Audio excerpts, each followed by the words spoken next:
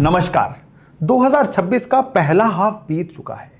ये जैसा भी रहा हो, कई लोगों के लिए भाग दौड़ वाला, कई लोगों के लिए टेंशन वाला, मे बी कई लोगों के लिए कुछ नई चीजें भी शुरू हुई हो सकती हैं। लेकिन अब जो दूसरा आधा हिस्सा आ रहा है ना, यानी 1 जुलाई से लेके 31 दिसंबर तक, सेकेंड हाफ ऑफ 2026, उसकी एनर्जी बिल्कुल अलग है, एकदम से डिफरेंट। अगले 6 महीनों में 3 बहुत बड़े बदलाव होने वाले हैं।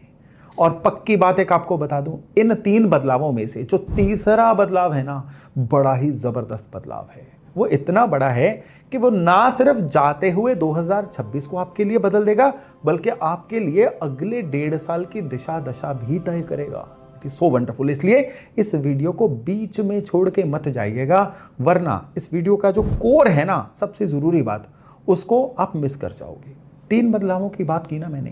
पहला बदलाव जो है ना, आपके लिए एक वरदान की तरह होने वाला है, और दूसरा बदलाव आपके लिए पुराने पेंडिंग मैटर्स को क्लियर करने वाला बदलाव, और तीसरा बदलाव, जैसा मैंने अभी बोला, कि वो आपकी जिंदगी की गियर को बदलने आ रहा है। इन 6 महीनों में ना जो सबसे बड़ा खिलाड़ी है ना, वो है गुरु, जुपिटर, बृहस्पति। और इस वक्त बृहस्पति कर्क राशि में है, अपने उच्च हालात में, यानी अपने सबसे कंफर्टेबल ताकतवर पोजीशन में। कब तक है? 31 अक्टूबर तक है।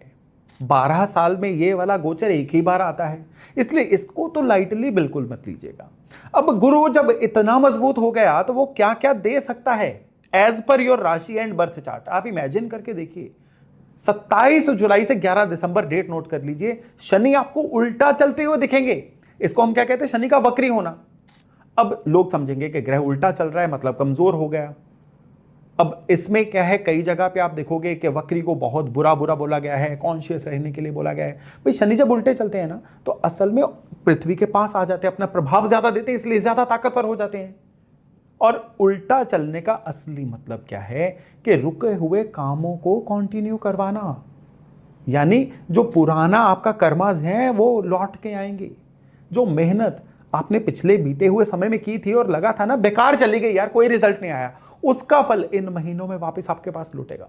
जो आपका कोई पैसा कहीं रुका अटका था ना, वो आपको मिल सकता है। मकर यानी कैप्रिकॉर्न राशि की, भाई इस समय में ना कोई सही पार्टनर या कोई अच्छी निगोशिएशन, डील, सौदा, या इवन कई अनमैरिड लोगों के लिए शादी के शुभ योग, ये है अगले 6 महीने की समरी आपके लिए।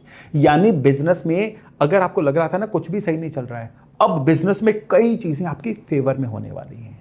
और अक्टूबर नवंबर के बाद ना आपकी एम्बिशन जो है ना, वो हर तरह से पूरी होती हुई दिखाई दे रही है।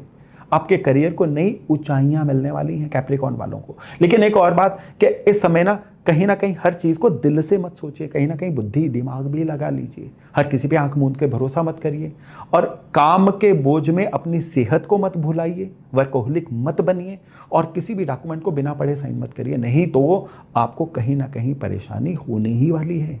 हाँ, हो सके तो गौशाला में हर शुक्रवार को गायों को हरा चारा जरूर खिलाइए, और अगर आपके एरिया में स्ट्रे डॉग्स, आवारा कुत्ते हैं, तो उनको भी बीच बीच में कुछ ना कुछ खाने पीने का देते रहिए। यह आपके लिए बड़ा जबरदस्त उपाय बन जाएगा।